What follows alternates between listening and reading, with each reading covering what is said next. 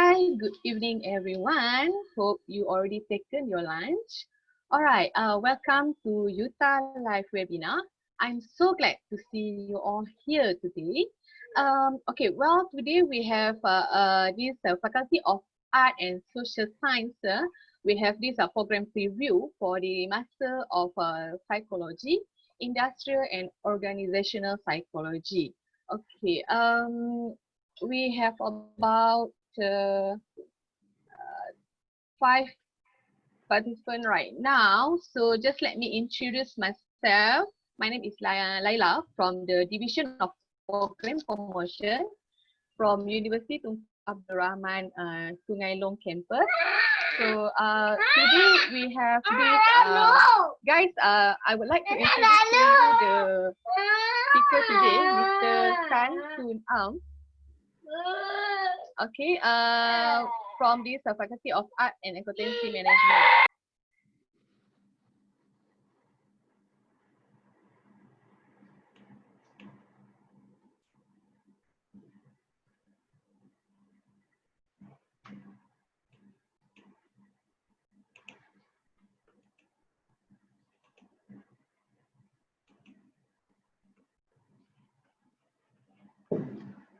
Okay, good afternoon, everyone. So thank you, Puan Laila from DPP. So I'm Tan Sunan. Okay, so I'm the head of program for this Master of Psychology, Industrial and Organizational Psychology.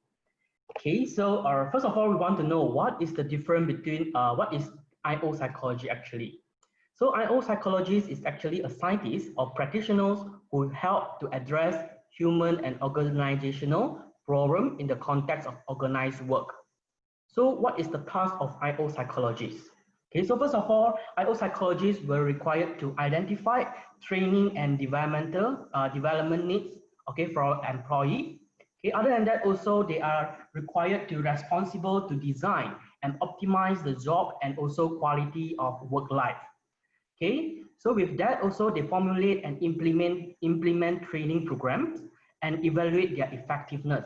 So after they conduct some survey on the employee regarding their need assessment, okay, after that they will try to design certain training program that tackle on the issues happening in those organizations. So from there they will launch the training program, and after that they will look into the effectiveness, whether the training conducted is actually effective or not, right? So if let's say effective, what are the follow-up?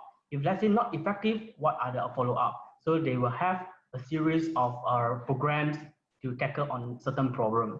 Okay, other than that, they also coach employee, okay? So develop the criteria to evaluate performance of individual and organizations. So this including like not only their performance in the workplace, other than that, they also look into more holistic viewpoint regarding how to improve, okay, the quality of the performance of the workers, not only from the organizational setting, but other than that, including their family, well-being, and so on, right? So this is also included on how they will take into consideration to make to boost up the performance of the staff.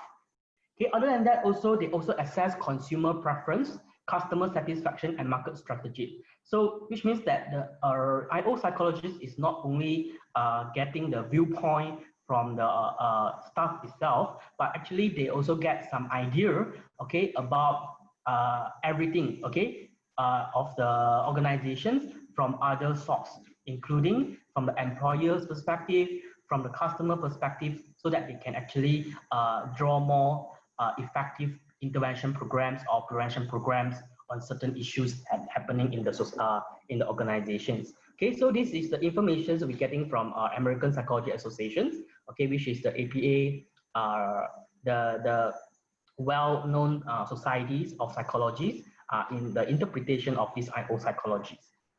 Okay, so what is the difference actually between IO and HR, right? Some people make questions about what is the difference between IO psychologists and HR? Look like the things that they learn is quite similar, but actually there is a differences, right?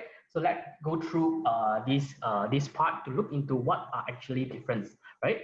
So in human resource management, so HR is actually in charge in recruiting, interviewing, hiring, disciplining, and also terminating employee, right? So it's more to like manage, okay, manage the staff, okay. Other than that, also they develop program, okay, but generally deal with providing the actual benefit and compensation to the employee, right? So for HR, they will represent the company, definitely, right? Other than that, they also will look or fight for the right uh, of the employee itself, right?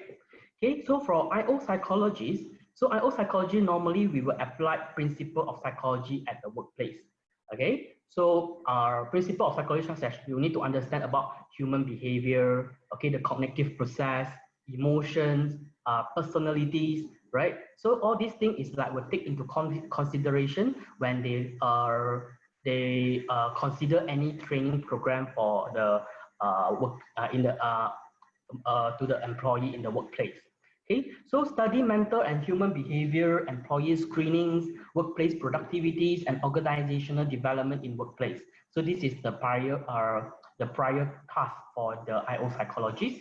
Other than that, they required to have some skill on conducting research, because you cannot come out with any programs or any idea without any solid evidence or solid statistical evidence shows that there is a need to have that. Therefore, IO psychology need to have the research skill, okay, to conduct and then to survey on the employee and how they think about and what will make for a better workplace. Okay, so this is the difference between IO and HR. Okay, so in terms of the career prospect, okay, so after you graduate from this program, IO psychologist program, so you can be a consultant, right? Consulting in terms of the organizational developments, okay, in terms of the talent management, and more likely will be a trainer, okay, trainer in a corporate, right? So how you want to train the staff, okay, or maybe team buildings, okay, to boost up their motivations or maybe their performance in certain tasks, right? Other than that, in terms of the industry, if let's say you have the IO psychology background, definitely will make you a better human resource manager, right? Rather than you know about how to manage people, about the human resource management skill, okay, you also know about human behavior. So it's actually a win-win. I mean, a very good advantage for you to have that benefit for you. Okay. Other than that, also can be the employee relations manager. Okay, it's more to like you need to understand about the employee well. Okay, so it's about human management, right? So it's you actually can get to know your employer's problems, and then from there you will figure out what are the solutions that you actually can tackle on or look for any alternative solution on it.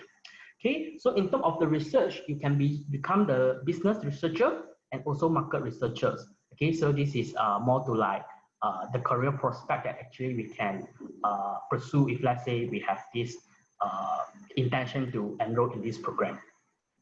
Okay, so what does the program actually offer? Okay, so for information, Utah is actually one of the few postgraduate programs specialized in IO psychology in Malaysia, because this program is actually is a specialization. Okay, it's not a general psychology program. Therefore, in Malaysia, we only have limited universities actually offer this program. So Utah is one of them. Okay, and our curriculum actually relevant to the industrial demand, because our program is actually get audited like MQA, and also we have our external examiner, which give us input in terms of the academic wise, okay, from in Indonesia. Okay, we also have our industrial advisor, okay, who given us the input in terms of the industrial demand and current industrial need, okay, in this field of study. And also we also have anchor corporations also give us some idea about what is needed for the program, right? So our program is actually always up to date. Okay, other than that, also we conduct actual research and consultancy work in the field of IO psychology. So if let's say you enroll as one of the students, definitely your dissertations, the research that you need to focus on, you must conduct a real research, okay, to certain company or certain group of people that you want to tackle on. right? So it's actually give you an actual practice, okay, in terms of research developments, okay. So the program aims, okay, so first of all, we would like to prepare the candidate with knowledge and skills of workplace psychology, okay, so to face the constantly advancing world of organizational processes, okay. Other than that, it's also impact the effective human management skill in line with the solving organizational problem, okay. Other than that, we also have the our aims is also to tackle on the constant advancement of the effective implementations of industrial and organizational theory and concept, okay, which will encourage synthesis and facilitate positive human development and maximize human resources. Okay, so the last program aims is actually to carry out high-level research and provide consultancy in the field of IO psychology. Okay. So we also have 4 educational objectives.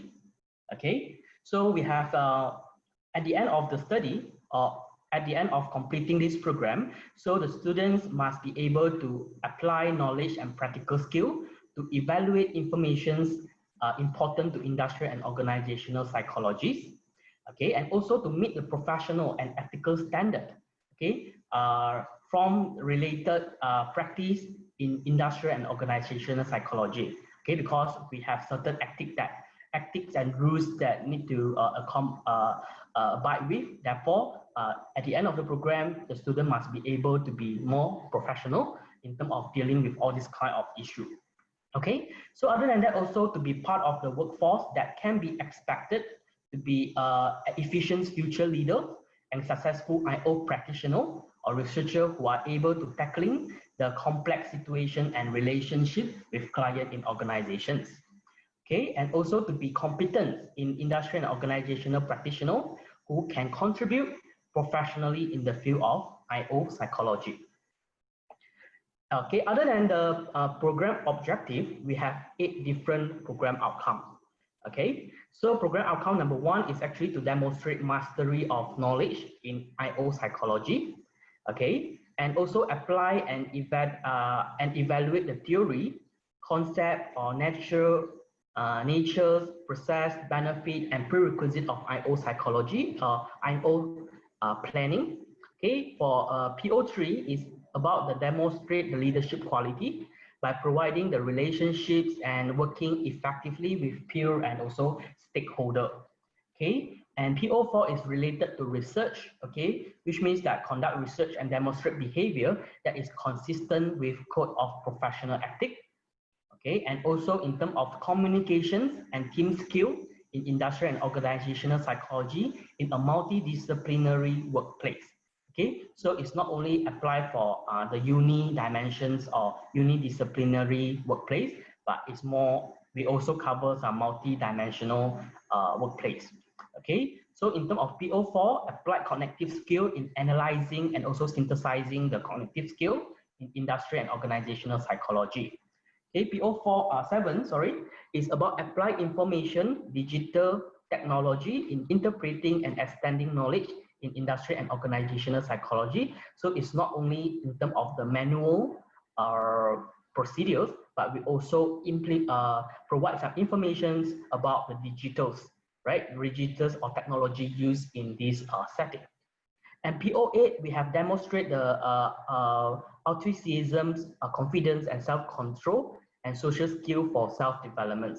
So other than able to improve or maybe give input to the industry, personal development is also part of our concerns in this design of the program. Okay. So next we talk about the entry requirements. Okay. So because this program is actually Master of Psychology, okay, specialized in IO psychology. So definitely the program entry requirement, we need to have the a minimum requirement of bachelor degree in psychology with the minimum CGPA of 2.75. Okay, so if let's say the students are or any candidate that not meet 2.75 in their CGPA, so but not less than 2.5, you actually can apply also, and we will actually conduct a rigorous internal assessment through interview, right? So for you to eligible whether you are suitable to sit in the program or not. Okay, so this is for those who have the bachelor degree in psychology, right? So if let's say you are not from psychology background, but you have great interest, okay, to pursue this program, do you eligible? Okay, definitely yes. Okay, there's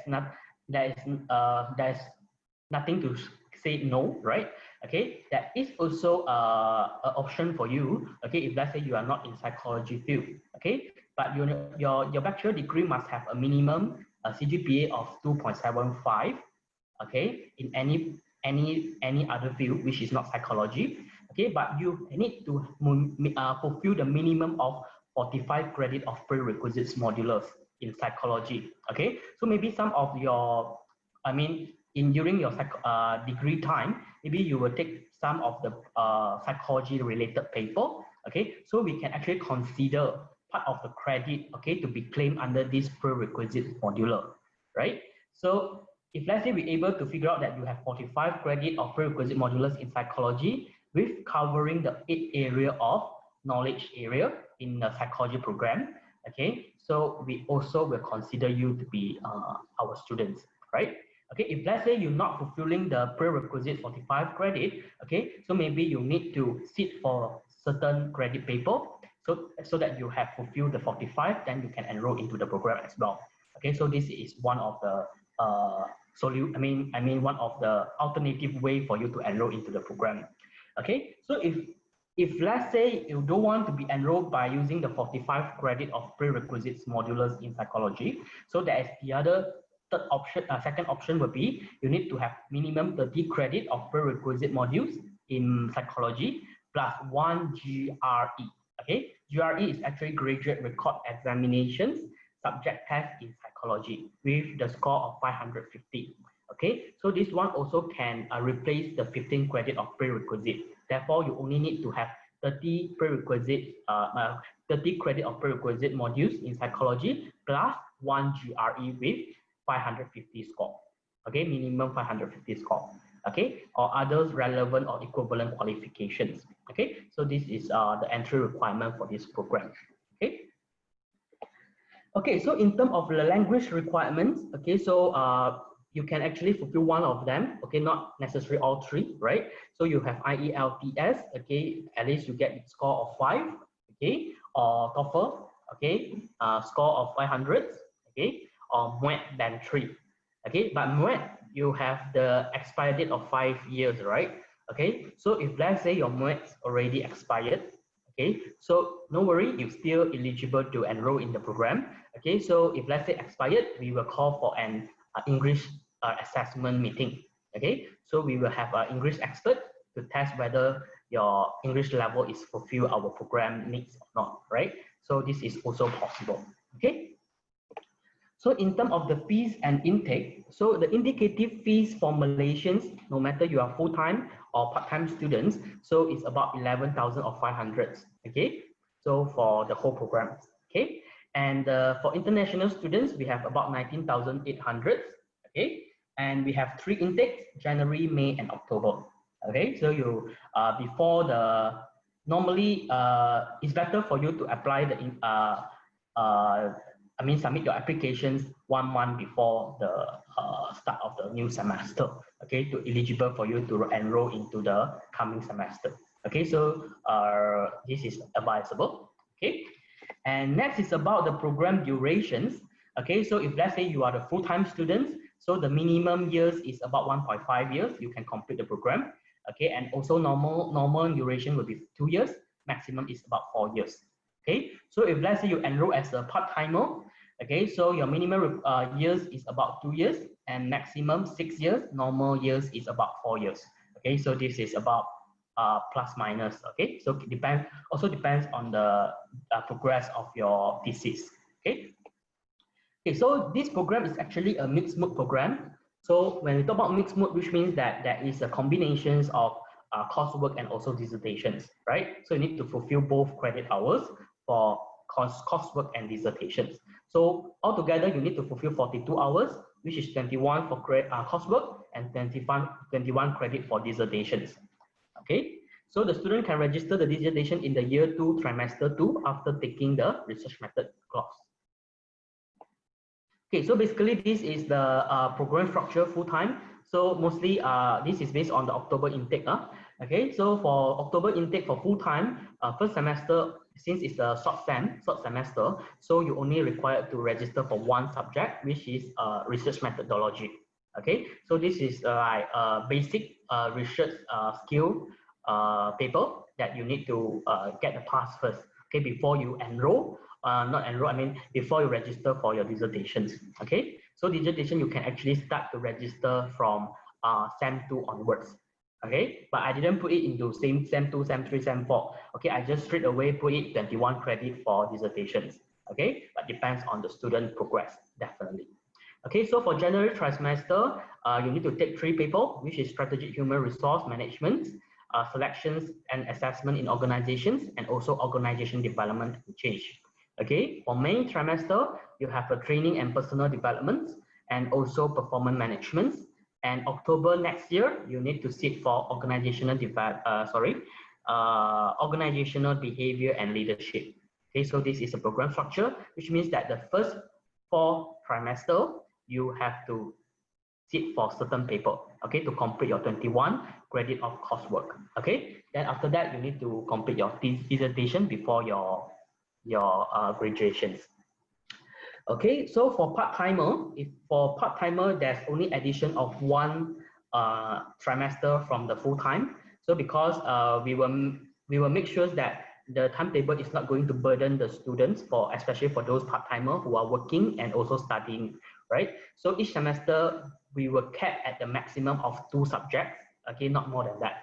Okay, therefore, the one of the subject in January trimester will transfer to January 2022, if not mistaken. Yeah, 2022. Okay, so basically this is the course structure for part-timer. Okay, so this is some course synopsis for you to have a look on what is the things what is the thing covered in that particular course, right? So for the first course, it's about organizational behavior and leadership. So this course actually seeing how changes in the behavior of individuals and also in the organizations affect the organization's ultimate objective. Okay, and the course actually cover the practical issues in applying theories and also conducting consultancy assignment within the workplace. So most of the assignment for all the coursework here require you to visit a company, visit the organizations, and to have a face-to-face interaction with the employee or employer. Okay, so this is actually to give you some idea and also some practical input from these assignments. Okay, so in terms of the strategic human resource management, so the theory about the theory and application involved in effectively managing people in organizations. Okay, so human resource management is also covered in this IO psychology because most of the time IO psychologists will be placed in HR as well, right? So you need to have at least some idea about how and what is actually HR job task. Okay, and other than that, we also have training and also personal development. Okay, so introduce the students to the process of training cycle and also learn the psychological theory on learning that would enhance training design and implementation at the workplace, right? So this assignment is very practical. Okay, so the student have to visit a company and then conduct a need assessment to see what is the need training that the employee wish to have, right? So after the need assessment, they need to design the program, design the training. Okay, after designing the training, they need to conduct the training to that company. Okay, after conducting the training to the company, they need to request for feedback. Okay, to see whether the feedback first. After that, they will evaluate about the effectiveness. How effectiveness is the program? I mean, the training program they actually conducted. Okay, after that, they will have follow-up sessions. So this is the whole program is, the course actually do for the assignment things. Okay, so this is very practical. Okay, other than that, we also have selection and assessment in organizations. So develop intensively the students' knowledge, understanding, and application of recruitment and selections. Okay, so develop greater understanding of the job analysis process and core importance of it. Okay, so this is about the selection and assessment. And we also have performance management, okay, in terms of identifying the best approach in measuring and managing performance, evaluating a performance management system, and legal issues involved in the evaluation of the reward system, right? And the last paper is on the organizational development and change. Okay, so learn about the process of entering and contracting with the organizational organizations on the issues surrounding developments. Okay, diagnosis of development needs, implementing strategic design to develop the organizations, and also evaluating the effectiveness of those strategies. Okay, so next I'm going to introduce you our lecturers and also research supervisor that potential to be your supervisor for your research study. So this is some of them. Okay, so AP is actually assistant professor. Okay, and then we have associate professor. Okay, so this is the other group of supervisor, and also the other 6. Okay, so this is the people that can be your supervisor with their own expertise and also their research approach. Okay, some of them are more qualitative, some of them are more on qualitative, right? Some of them is actually mixed method. So actually you can look into your, the design of your research, and then you can look for a good supervisor to supervise you, okay, accordingly. Okay, so other than that, as I mentioned, our program advisory, okay, so we have external examiner to focus on the auditing our academic related information about the program. Okay, so we have Prof. Dr. Ustari. Okay, she is a professor from the Universitas Indonesia. So she actually provides us feedback in terms of the program structure, in terms of the content of the program based on the academics point of view. Okay, other than that, we also have our industrial advisor, Mr. Cole. Okay, so he actually ITD World HRDF approved corporate trainer. Okay, and he is the international speaker and also the best selling author. So he has his own book. Okay, so he also provide information for us regarding the industrial need, current need, and then from that we will try to like make some improvement. Okay, to fulfill or maybe to tackle on the current industrial needs. Okay, other than that, also we have anchored corporations. Okay, from this Omnisite Consulting. Okay, Dr. Austin Aloysius Teh. Okay, so he is the principal consultant and president of Hong Kong Psychological Associations. Okay, so he also provide some feedback on our program and also give us some sharing information about his experience as a trainer, okay, in a different perspective to our students, to our staff, and also to maybe our public, right? Okay, so this is our program advisory. Okay, so next I also introduce you about the APALC. So APALC is actually accreditations of prior experiential learnings credit. So which means that if let's say you are the trainer or maybe you have a very great experience in this IO psychologist in any course of the program that listed, okay, actually you can claim for this award, okay, of credit transfer. Okay, so this only applicable after you enroll into the program. So this is not applicable for the enrollment purpose, but this is actually can applicable after you enroll into the program. Maybe you can actually say that I have this experience in my workplace. Like for example, you already became the trainer for 5 years or 3 years, you know. So you actually can say that I have a certain experience in this training and personal development course. Okay, so I would like to ask for credit transfer so that I don't need to sit for the paper.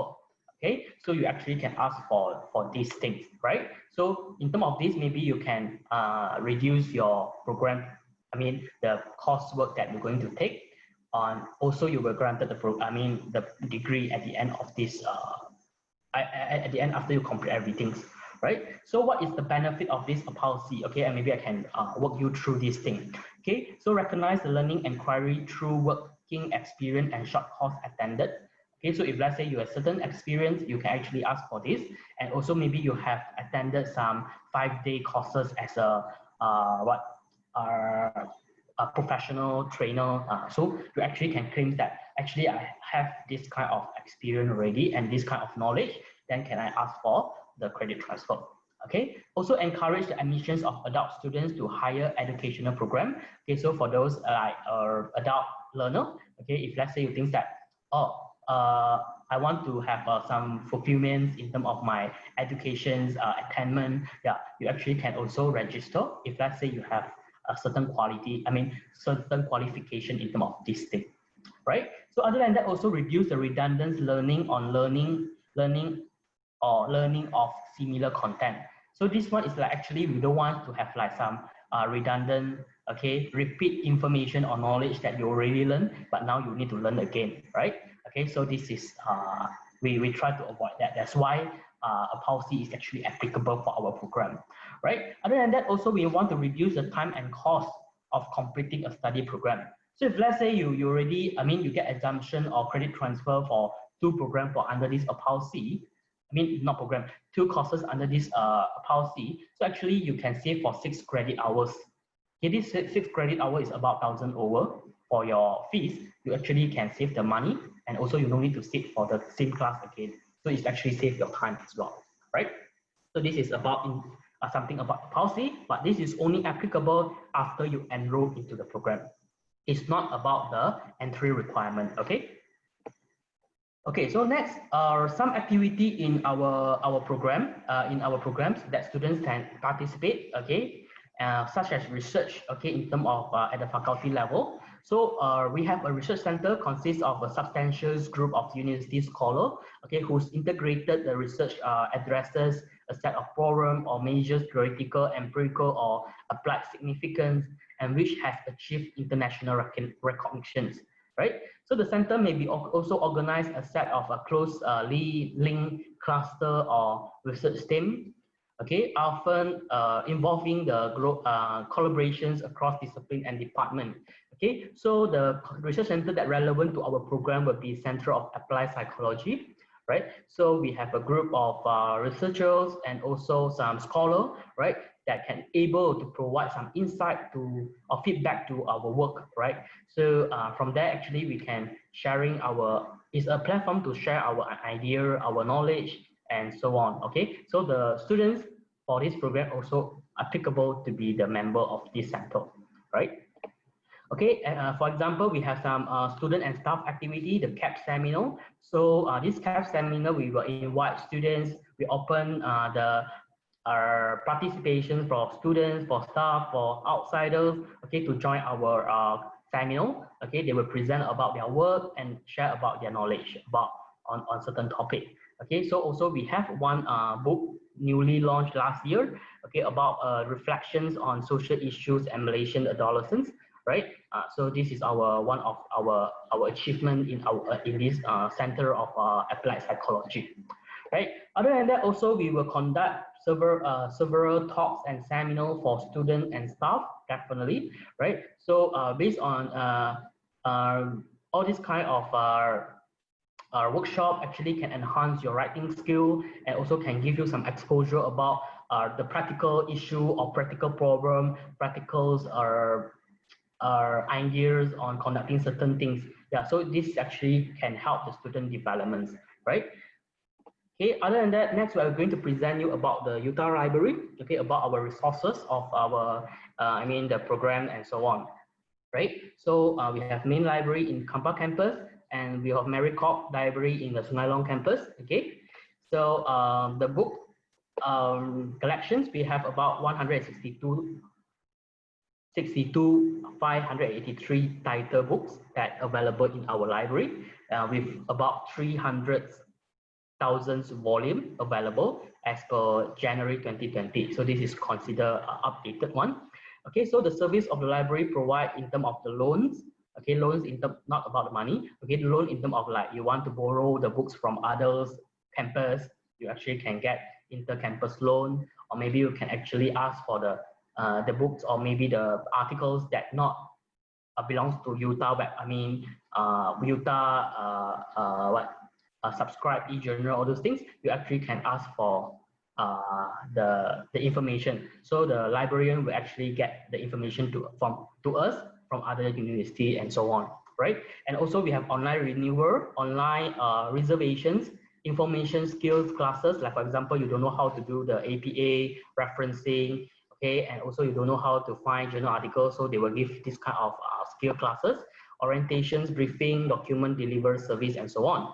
Okay, so in terms of the facility, we have a computer, photocopiers, reading rooms, discussion room, multi-purpose room, exhibition corner, and wireless internet access, remote access to library online resources, and we use the virtual ILS library system for the our system, right? And you can see the library resources and facilities. Okay, so this is few of the pictures that you actually can see our library.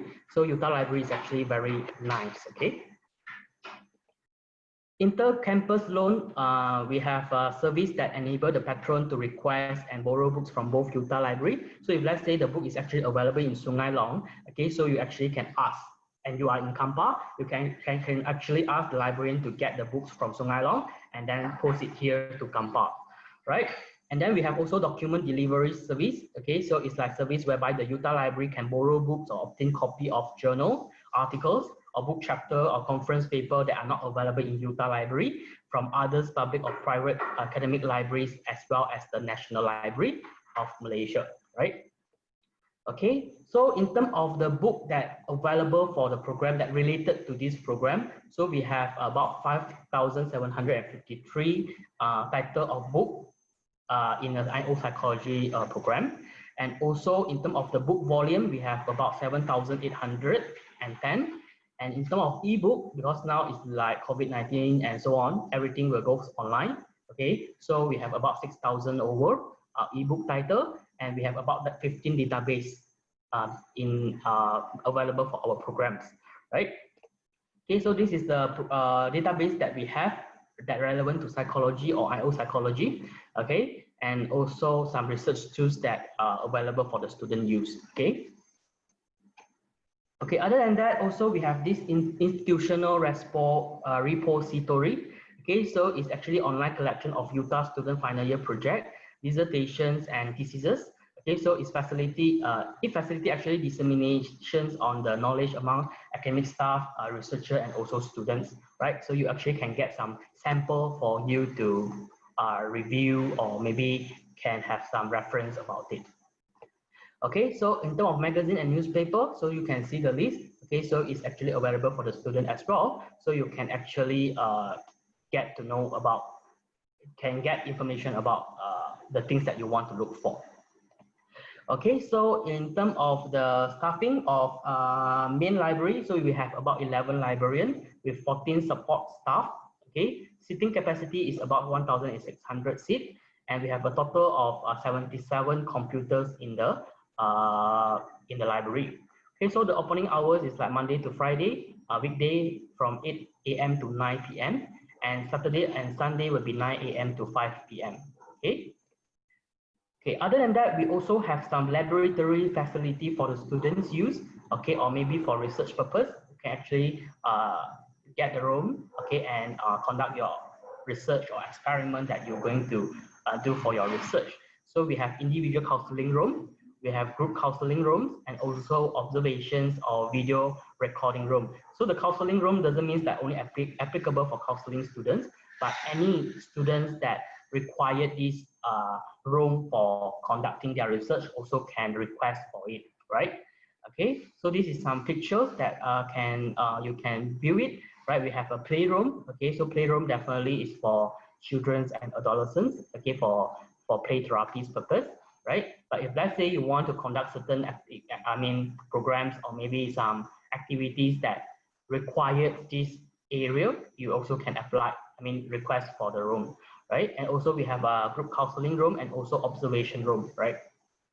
Okay, other than that, also we have our program is also equipped with this IT software that available for the student use. So in terms of the analysis, okay, analysis, quantitative, qualitative, online survey platform, we have the license for the students use.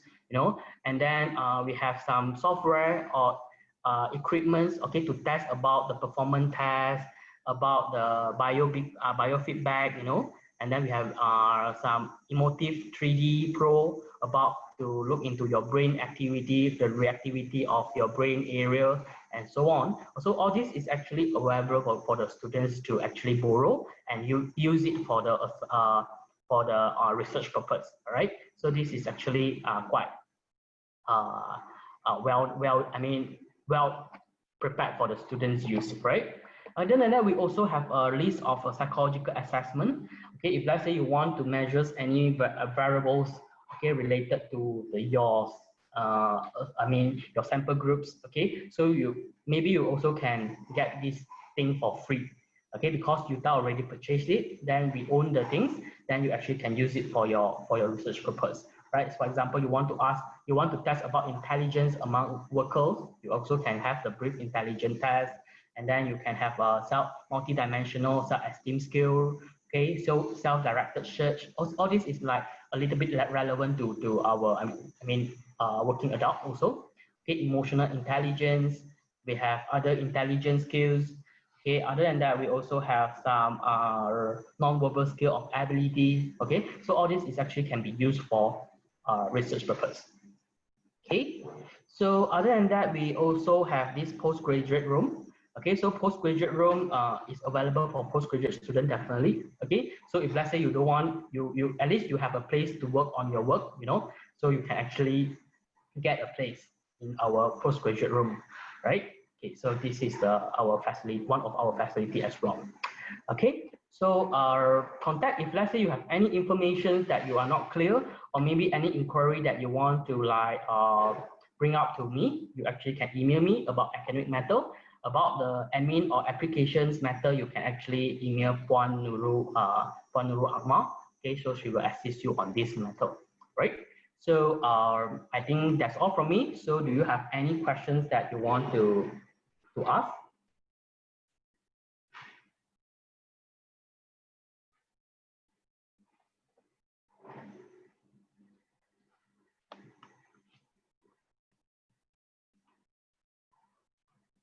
Okay, so maybe I will check about the Q&A. Okay, so there is a questions about GRE compulsory. Okay, so GRE is not compulsory. So it depends on the decisions of the internal assessment panel of your, conduct the interview with you. They will decide whether you are better to enroll with the 45 credit of prerequisite psychology paper or 30 prerequisite psychology paper plus 1 GRE. Okay, so it depends on the condition, because sometimes we will think that if let's say you're really not from the psychology background, it's very difficult for you to sit for GRE paper. Okay, so it's better for you to sit for extra 15 credit psychology paper to get a better idea about psychology. Yeah, so we will decide on that part. Okay, but sometimes if let's say you have a certain certain idea, or maybe you have some knowledge about psychology, maybe we will suggest you to get a GRE. Okay, so this GRE will be can be one of the options, okay, for you to enroll into the program. Okay, so this is about GRE. Then next is about the timetable for part-time based on full-time class. Based on, okay, so in terms of the part-time and full-time, yes, definitely all the students will sit together into one class, right? We're not going to have a separate class for full-time student and part-time students, right? Okay, but in terms of the class arrangement, we will try to fit the time for part-timer. So most of the time our class will arrange in evening, weekday, or maybe weekend. So weekend maybe like for Saturday, we will have class from morning until afternoons or evening. Okay, so maybe you just need to come for one day to complete the one paper or two paper. Okay, so depend on the situation. Okay, but in terms of the timetable arrangement for this program, we are a little bit more flexible, because most of the time when we want to plan for a timetable, we will try to ask students who are part-timer. right? So when they are free or which date is better for them to have class, okay? So full-timer normally they are okay to have class anytime, right? So if let's say some of the class will be arranged in the weekday time, so we will try to fit all the class maybe one after another, or maybe Monday the class will be 6 o'clock to 9 o'clock at night, and then maybe Tuesday will be like morning 9 o'clock to 12. Then after that you actually can return back to your work, you know. So we're not going to have a class like Monday one class, Thursday one class. So it is actually not worth it for those part-timers to travel who are not, who are not from the campus setting, right? So this is our, in terms of the arrangement of the timetable that we try to accommodate about this part. Okay, so in terms of how many classes per week, if let's say you have 3 credit hours for that semester, so which means that 3 hours per week, right? So for part-timer, minimum is 3 hours per week, maximum will be 6 hours per week. Okay, this is not including if let's say you need to meet your supervisor for consultation. Okay, it's not including that part, right? Minimum 3, maximum 6 hours. But for full-timer, minimum 3, maximum 9 hours. Okay, especially for January trimester, you need to sit for 3 people. 3 people will be equivalent to 9 hours. Okay, so this is the questions that listed here.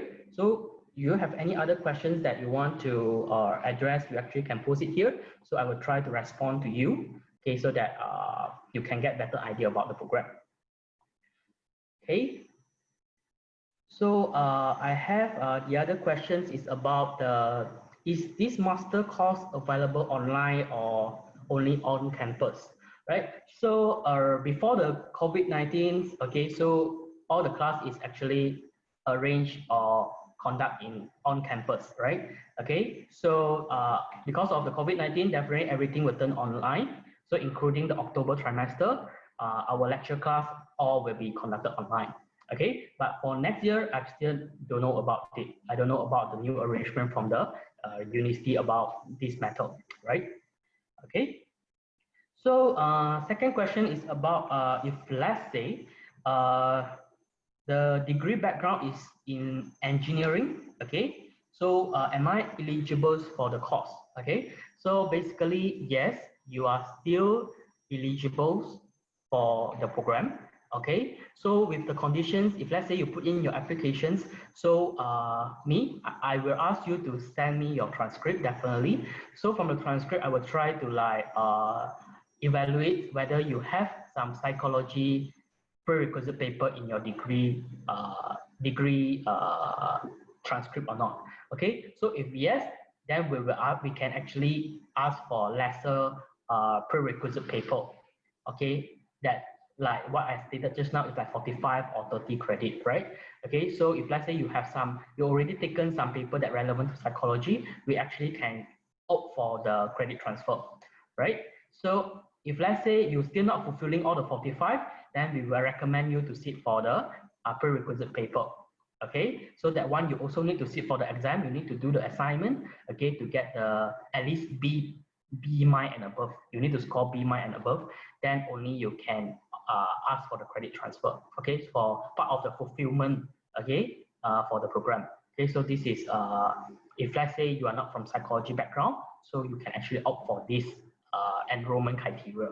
Okay, so this is possible for you to do that. Okay, so next is about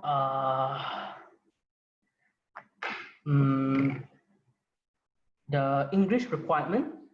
Okay, so English requirements, like I mentioned just now, if let's say you're TOEFL, okay, and MUET and so on, okay, so we will evaluate on that. If let's say you do not have that, or maybe the result is actually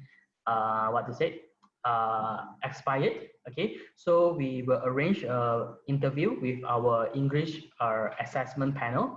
Okay, so normally in this interview we will ask you oral test. Okay, it's not about the test. We actually want to test whether you can communicate well in the language or not, and also we will ask you to write an essay for us, right? So from there we will evaluate whether you are I mean, your English requirement is fulfill our program or not, right? So this is about the English requirements thingy, right? Okay, so the other question is about like, I have a degree in MBA and working experience in HR consultant, right? And in a psychology field. So any credit exemption for prerequisite subject using working experience? Okay, using working experience.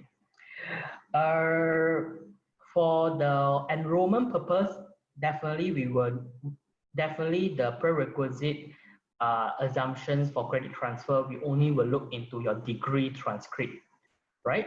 So that one is like for enrollment purpose.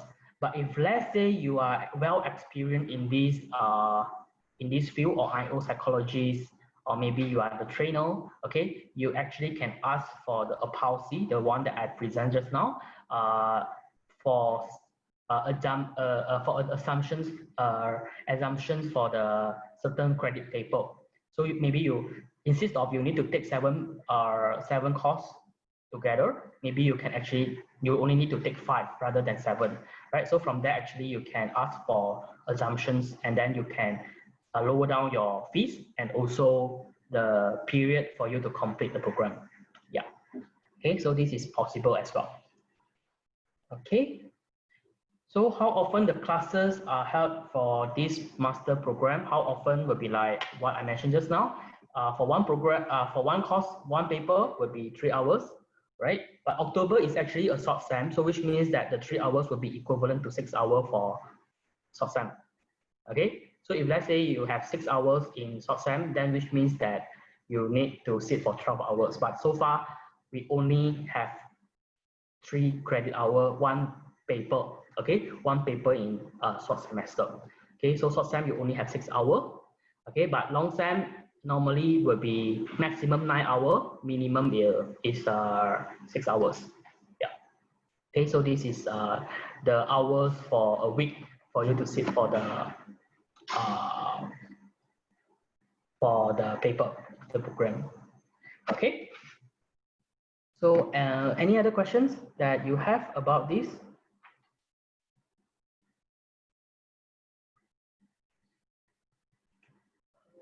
Okay, so there is still some question.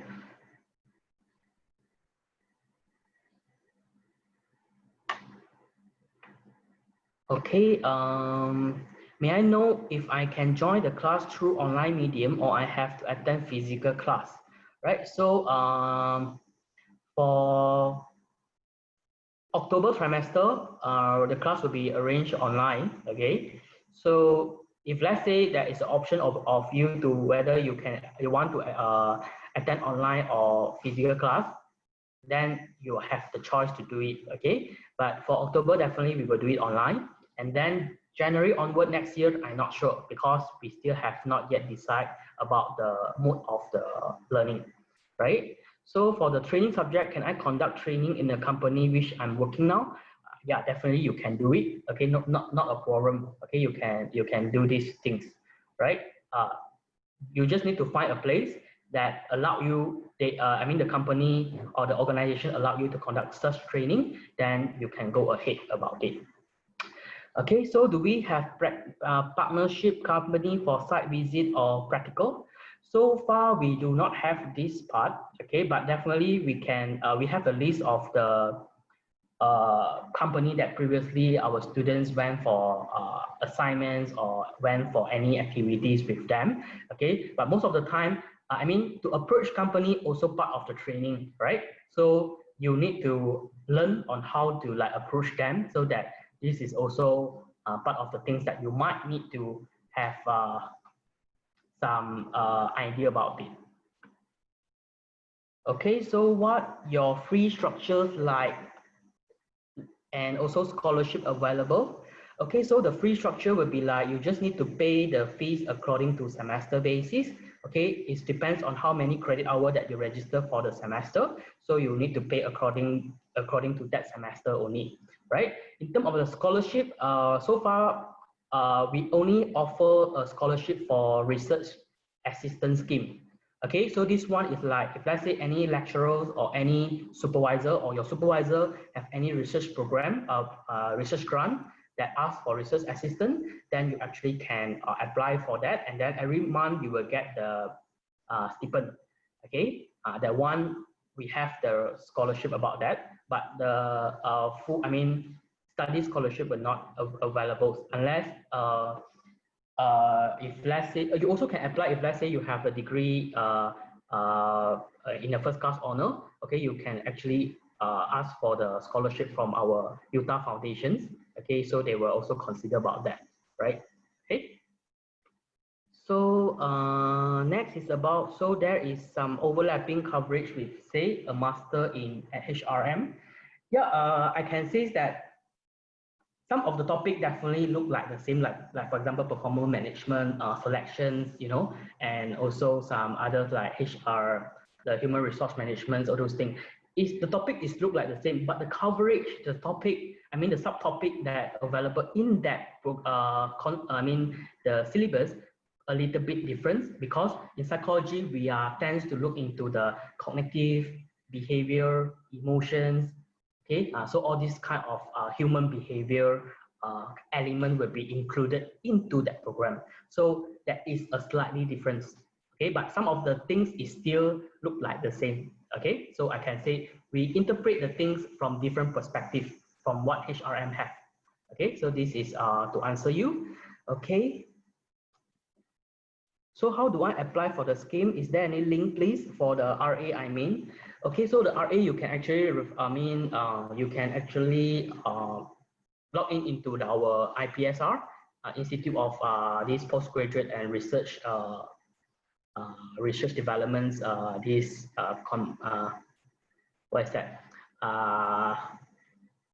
Website, and then you actually can look for research assistant vacancy and so on, because you need to see which lecturer have the vacancy for that research assistant. So you can actually click on that, and then you can try to contact the lecturer. Okay, because maybe the topic must be a little bit similar with what you want to do, or else it's like will be more burdens for you to like handle two study at one time. Okay, so this one is like you can actually look for the information from the IPSR website. Okay. So yeah, so now it's like towards the end, I guess. I'm 2:57, so I need to pass the floor to Dr. Laila, upon Laila for finishing. Okay. So thank you very much, and if anything, you can actually email me about your concerns. Okay. So thank you.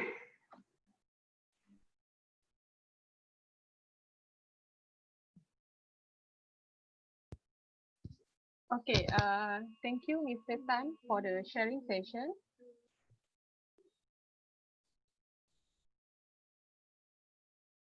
Okay, thank you, Mr. Tan, for the sharing session.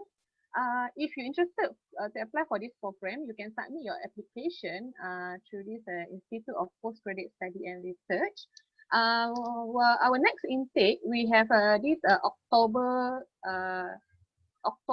intake, which will be commenced on 28th of October. Let me show you. And also, last but not least, today webinar will be recorded in our Facebook Utah for you. So for further inquiry, you may contact us through Facebook. I would like to show you the contact number. Let me share first. Okay, this is for the enrollment in progress for the October intake. Commencement for the postgraduate is on 26th of October. By the way, we also have this application day, which is on the 5th and 6th September, and also 12th and 13th September. Actually, it is on weekend, Saturday, Sunday, from 9:30 to 1:30 p.m. So if you would like to visit our campus, you would like to apply to this IO psychology, so you can also come over and also bring your document. And okay, so if you have any further inquiry, you may visit our Facebook Utah for you. also can WhatsApp to this two number. We try our best to answer all of your questions, and also you can go through to WeChat at UTAHNet, and also can log into the website study.utah.edu.my to go through all the program offer at Utah, and also you can email to ipsr@utah.edu.my or postgrad@utah.edu.my. So thank you for joining us today. We hope you everything will be fine. Then stay safe guys. Okay, kita jaga kita and have a nice day. Thank you.